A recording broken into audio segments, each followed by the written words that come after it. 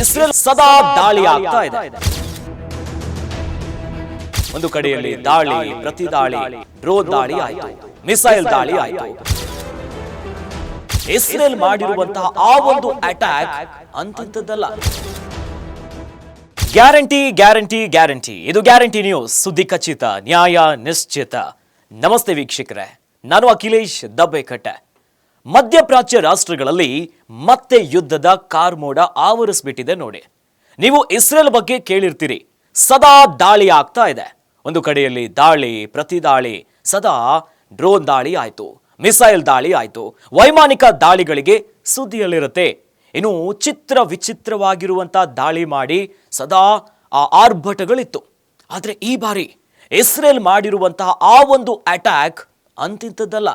2012ರ ನಂತರ ಅತ್ಯಂತ ಭೀಕರವಾಗಿ ಸ್ಫೋಟವಾಗಿರೋ ಈ ಬಾಂಬ್ ನೋಡಿ, ಅದುವೇ ಭೂಕಂಪನವನ್ನೇ ಸೃಷ್ಟಿಸುವಂತಹ ಬಾಂಬ್ ಅದು.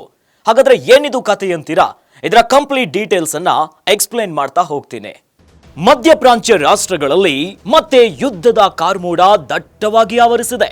ಸಿರಿಯಾ ವಿರುದ್ಧ ಸಮರ ಸಾರಿರುವ ಇಸ್ರೇಲ್ ನೆರೆಯ ಸಿರಿಯಾದ ಟಾರ್ಟರ್ಸ್ ಪ್ರದೇಶದ ಮೇಲೆ ತೀವ್ರವಾಗಿ ವೈಮಾನಿಕ ದಾಳಿಯನ್ನ ನಡೆಸಿದೆ. ಟಾರ್ಟರ್ಸ್ ನಗರದ ಮೇಲೆ ಇಸ್ರೇಲ್ ದಿಢೀರಂತ ದಾಳಿ ಮಾಡಿ ಮತ್ತಷ್ಟು ದೊಡ್ಡ ದೊಡ್ಡ ಸ್ಫೋಟಗಳಿಗೆ ಕಾರಣ ಆಗಿದೆ ಅಂತ ವರದಿಯಾಗಿದೆ. ಇನ್ನು ಅಸಾದ್ ಆಡಳಿತದ ಪತನದ ನಂತರ 2012ರಿಂದ ಸಿರಿಯಾದಲ್ಲಿ ತನ್ನ ಭಾರಿ ದಾಳಿಗಳನ್ನ ಆರಂಭಿಸಿತ್ತು. ಇನ್ನು ಮಾನವ ಹಕ್ಕುಗಳ ಸಿರಿಯನ್ ಅಬ್ಸರ್ವೇಟರಿ ಈ ಒಂದು ವಿಚಾರವನ್ನ ಸಾಮಾಜಿಕ ಜಾಲತಾಣಗಳಲ್ಲಿ ಹಂಚಿಕೊಂಡಿದೆ. ಈ ಬಾರಿ ಇಸ್ರೇಲ್ ಮಾಡಿರುವಂತಹ ದಾಳಿ ಸಾಮಾನ್ಯದಲ್ಲ. ಈ ದಾಳಿಯು ದೊಡ್ಡ ಅಣಬೆಯ ಮೋಡದ ಬೆಂಕಿಯ ಚೆಂಡನ್ನೇ ಸೃಷ್ಟಿಸಿದ್ದು. ಈ ಸ್ಫೋಟವು ಎಷ್ಟು ಪ್ರಬಲವಾಗಿದೆ ಎಂದರೆ ಇದು ಭೂಕಂಪನ ಸಂವೇದಕಗಳಲ್ಲಿ 3.1 ತೀವ್ರತೆಯ ಭೂಕಂಪವಾಗಿ ದಾಖಲಾಗಿದೆ. 3.1 ತೀವ್ರತೆಯ ಕಂಪನವು ಇಸ್ರೇಲ್ನ ಭೂಕಂಪನ ಶಾಸ್ತ್ರ ವಿಭಾಗದ ಭೌಗೋಳಿಕ ಸಮೀಕ್ಷೆಯಿಂದ ವರದಿ ಬಂದಿದೆ. ಹಾಗಾಗಿ 2012ರ ಬಳಿಕ ಇಸ್ರೇಲ್ ನಡೆಸಿದ ಅತಿ ದೊಡ್ಡ ದಾಳಿ ಇದಂತ ಉಲ್ಲೇಖ ಆಗಿದೆ.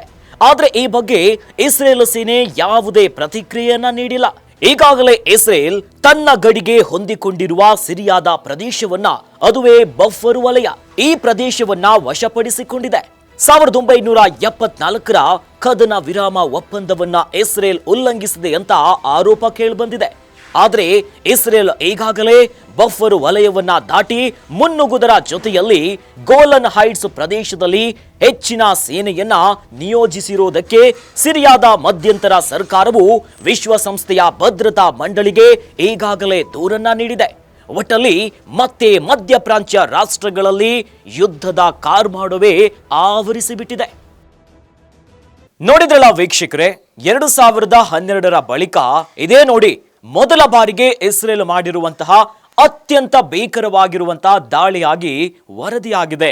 ಅದು ಸಣ್ಣ ಪುಟ್ಟ ಅಲ್ಲ, ಈ ದಾಳಿಯಿಂದ ಭೂಕಂಪನವೇ ಸೃಷ್ಟಿಯಾಗಿಬಿಟ್ಟಿದೆ. ಒಟ್ಟಲ್ಲಿ ಈ ದಾಳಿಗಳು ನಿಂತು ಶಾಂತಿ ನೆಲೆಸಲಿ ಅನ್ನೋದು ನಮ್ಮ ಆಶಯ. ಇನ್ನಷ್ಟು ಸುದ್ದಿಗಳಿಗಾಗಿ ನೋಡ್ತಾ ಇರಿ ಗ್ಯಾರಂಟಿ ನ್ಯೂಸ್. ಗ್ಯಾರಂಟಿ ನ್ಯೂಸ್, ಸುದ್ದಿ ಖಚಿತ, ನ್ಯಾಯ ನಿಶ್ಚಿತ.